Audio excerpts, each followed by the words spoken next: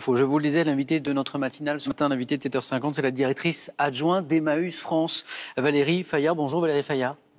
Bonjour. Merci d'être avec nous ce matin. On vit une séquence historique du jamais vu pour notre pays, pour le monde. Et ça aussi, c'est nouveau. Pour la première fois de son histoire, pour la première fois depuis 1954, Emmaüs lance un appel aux dons. Pourquoi ?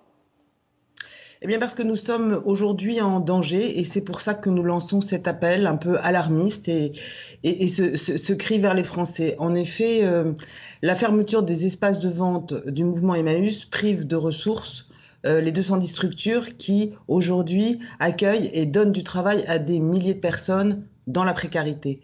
C'est donc cette fermeture pour 2 mois, 3 mois, 4 mois qui nous met dans un grand péril et qui nous amène à pousser ce cri.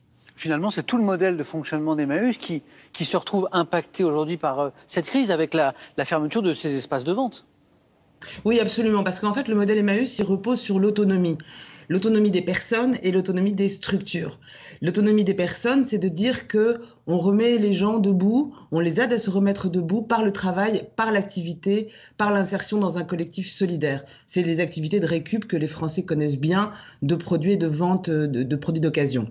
Et c'est donc l'autonomie des personnes, mais aussi des structures, puisque cette activité génère un chiffre d'affaires et que ce chiffre d'affaires, il permet de payer les charges qui sont liées à l'accueil et à l'accompagnement, les charges de loyer, les charges d'hébergement, d'alimentation éventuellement, de salaire, etc. Donc c'est tout un modèle qui fonctionne d'habitude très bien, qui est très vertueux, qui est très autonome. Et ce modèle, il est complètement percuté par cette crise et par cette fermeture pendant donc plusieurs mois qui nous est jamais arrivée en 70 ans. Plus de ressources, plus de chiffre d'affaires, plus de possibilités de financer notre projet social. Parce que chez Emmaüs, nous ne sommes pas une entreprise capitaliste, nous n'avons pas de réserve de trésorerie. Tout ce que nous gagnons, nous le dépensons, nous le réinvestissons immédiatement dans notre projet social et dans nos actions de solidarité. Donc plus de chiffre d'affaires, plus de ressources d'activité, c'est la catastrophe. C'est pour ça que cet appel aux dons est exceptionnel dans l'histoire d'Emmaüs, on l'a dit ensemble, alors que la philosophie de l'association repose sur l'autonomie, vous l'avez dit. Combien de personnes sont directement impactées par cette difficulté aujourd'hui? Autour de 20 000 au total, je crois. Oui, le nombre de personnes accompagnées, accueillies, oui, accompagnées par Emmaüs chaque année, c'est 20 000 personnes. Donc des compagnons dans les communautés Emmaüs, des salariés dans les structures d'insertion, des familles qui sont accompagnées également par les associations SOS Familles qui aident les familles en voie de surendettement. Voilà, tout ça, ça fait 20 000 personnes.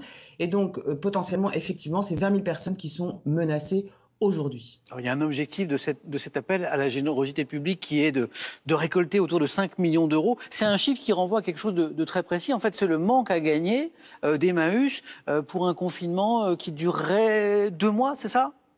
Voilà, pour l'instant, c'est vraiment l'appel d'urgence pour la situation actuelle. On a besoin de 5 millions maintenant pour ne pas fermer des structures, pour ne pas remettre des gens dans la précarité. C'est maintenant qu'il faut que les Français nous aident, parce que c'est cette vague-là qu'il faut passer. Donc 5 millions, c'est vraiment le besoin maintenant.